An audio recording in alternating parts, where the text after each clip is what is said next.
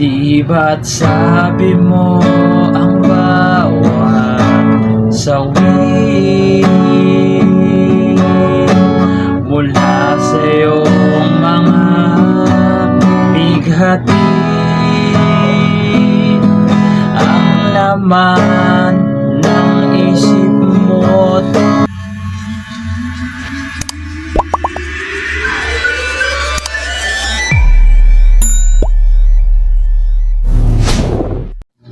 Hello mga ka-idol. So ngayon meron akong ituturo sa inyong napakagandang kanta, no? Medyo luma nga lang siya. So yung title pala ng kanta na to na ituturo ko is yung Ibang Iba Ka Na Nga by Renz Virano. So medyo mahirap siya mga idol kasi may mga bar chord siya, pero alam kong kayang-kaya niyan, no? So hindi na natin papatagalin, punta na tayo sa verse. So yung verse niya mga idol is A.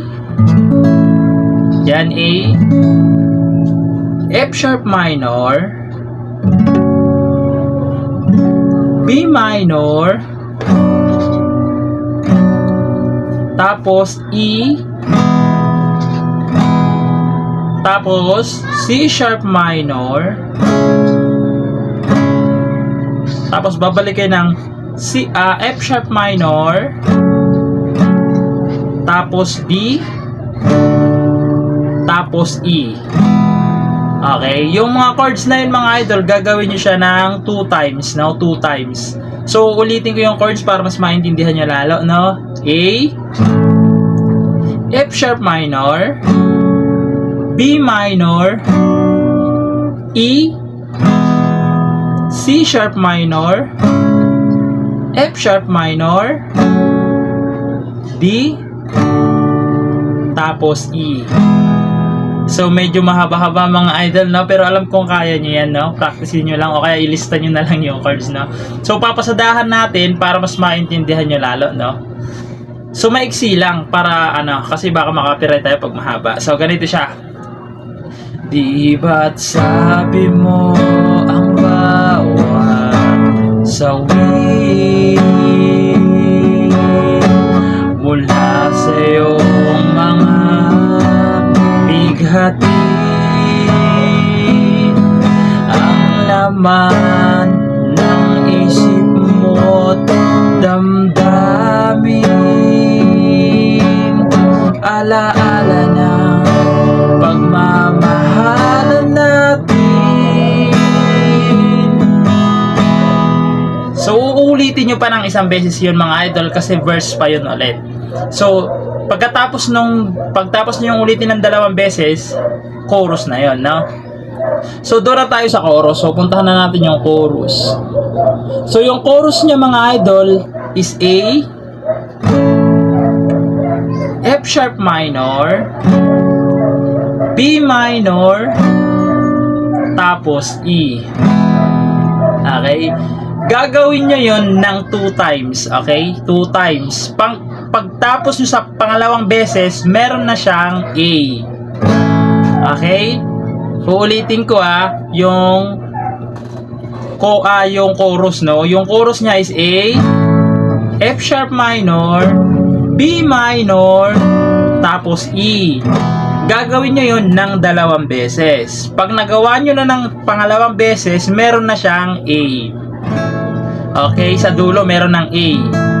So kakantahan natin yung chorus para mas maintindihan niya lalo, no? So ganito siya. Iba na, ibang iba ka na nga, wala na bang halaga ang mga pangako mo?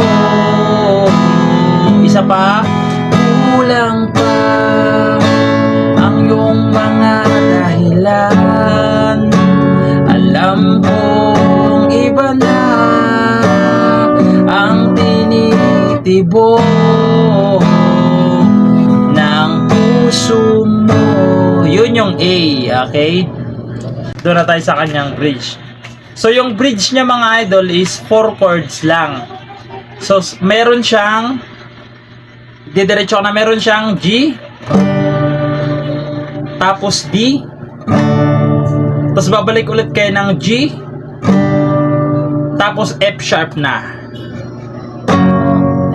na F sharp na. So papasadahan natin yung bridge niya para mas maintindihan niyo, no? So ganito yung bridge niya. Ano nga ba kaya ang pagkukulang ko sa'yo? Hanggang kailan kaya magtitiis ang puso ko? Okay? Tapos mga idol, pagkatapos doon is babalik na kayo doon sa chorus. Sa second chorus na. So sa second chorus mga idol, mag-iiba na yung kanyang chords, no? So ituturo ko na rin yung chords niya para mas maintindihan niyo, no? So ganito siya, B. Sa second chorus, sa pangalawang chorus na, no? Ito na yung chords niya. B, kasi tataas na yung note niya, no? B, G sharp minor, C sharp minor, F sharp, tapos B ulit. Okay? Gagawin nyo ng 2 times yon, no? Gagawin nyo yung 2 times.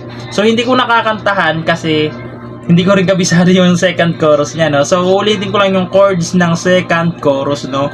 B, G sharp minor, C sharp minor, F sharp, tapos B. Gagawin nyo ng 2 beses, no? So sana naintindihan nyo. Kahit medyo magulo, yun lang. Bye bye.